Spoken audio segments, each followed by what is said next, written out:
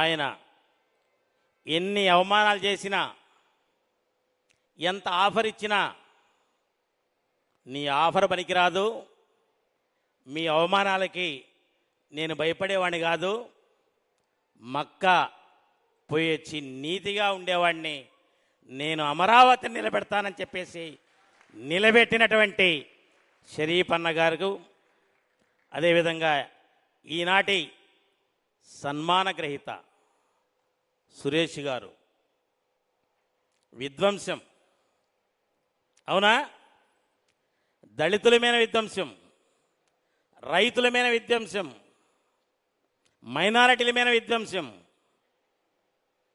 మహిళల మీద, మా రాజధాని మహిళల పాపం, ఇళ్లల్లో ఉండే వాళ్ళని రోడ్డు మీద తీసుకొచ్చేసి పోలీసుల ద్వారా విధ్వంసం చేసినటువంటి వారిని ప్రజలకి తెలియజెప్తున్నటువంటి సురేష్ గారిని నేను మనస్ఫూర్తిగా అభినందిస్తూ, తప్పనిసరిగా గ్రంథాలయాల్లో ఈ పుస్తకాన్ని పెట్టడమే కాదు, ఇంకా కొందరు దీని మీద ఇంకా ఎవరైనా రాసినా కూడా తప్పనిసరిగా గ్రంథాలయాల్లో పెడతానని చెప్పి సభాముఖంగా నేను తెలియజేస్తూ ఉన్నాను.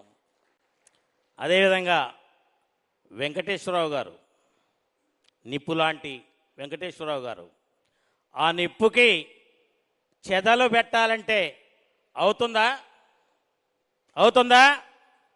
ఆయన నిజాయితీగా ఉద్యోగం చేస్తుంటే ఆయన్ను కూడా ఒక కులం అని చెప్పేసి చేయటం విధ్వంసమే కదా, అది కూడా విధ్వంసమే. అదేవిధంగా వేదికమైనటువంటి ప్రతి ఒక్కరికి శైలజ గారు ఆడబిడ్డ చూడండి, ఆమె కూడా నేను అమరావతి కోసం ఏమైనా చేయాలని చెప్పేసి మా రైతుల వెంట నిలబడి పాదయాత్రలో కావచ్చు, మా పాపం మహిళలు భోజనం చేద్దామంటే ప్లేట్లు ఇవ్వకుండా ఆకలైతున్న సమయంలో ఆడబిడ్డలు భూదేవి మీద అన్నం పెట్టుకొని తిన్నారంటే విధ్వంసం కాదా? విధ్వంసమేనా కాదా? ఇలాంటి విధ్వంసం చేసినటువంటి వాళ్ళు నిన్నటి దినమంట వెన్నుపోడు దినమంట. ఏం దినం? వెన్నుపోడు దినమంట. ఆహా, కరెక్టే. నేను ఏం చెప్పావా? ఈ రాష్ట్రంలో మొన్న ఎన్నికల్లో 164 స్థానాలు కూటమి ప్రభుత్వానికి ప్రజలు ఓట్లేసి ఈ రాక్షస పరిపాలన పనికిరావని చెప్పేసి 11 సీట్లకి పరిమితం చేస్తే ఇంకా కూడా సిగ్గు లేకుండా వెన్నుపోటు అనటం అంటే ప్రజలు ఎవరైతే ఓట్లు వేశారో వాళ్ళు వెన్నుపోటు పిలిచారంట జగన్మోహన్ రెడ్డి. అవునయ్యా, కరెక్టే. వాళ్ళు కత్తిపోటు పొడవాలా? నిజంగా అయితే నిన్ను పొడవాలా లేదా?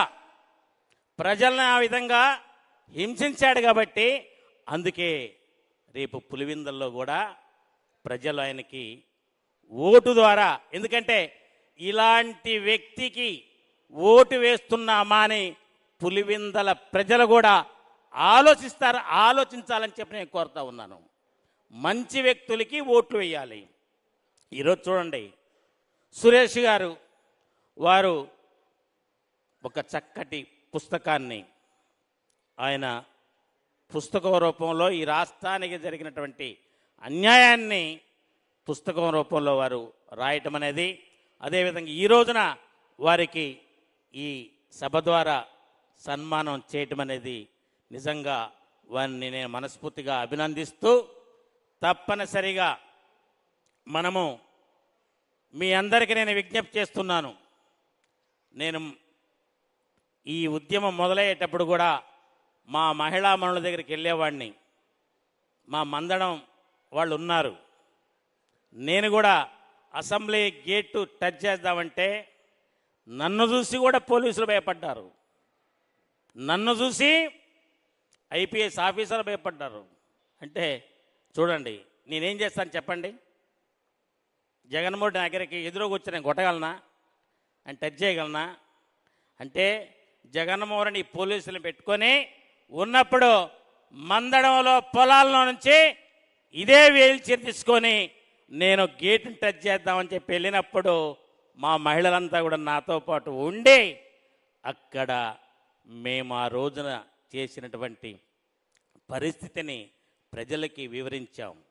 అదేవిధంగా బంద్ పెట్టినప్పుడు జగన్మోహన్ రెడ్డి అందరినీ ఎవరికి పోలీస్ స్టేషన్ తీసుకుపోతుంటే మన హైవే మీద నేను నాతో పాటు ఒక 15 మంది మాత్రమే ఉన్నాం. 15 మంది ఉన్నప్పుడు నాకు ఆలోచన కలిగింది, ఏంటి ఈరోజు గనక మనం ఈ యొక్క రోడ్డుని గనక దిగ్బంధం చేయకపోతే ఇంకేం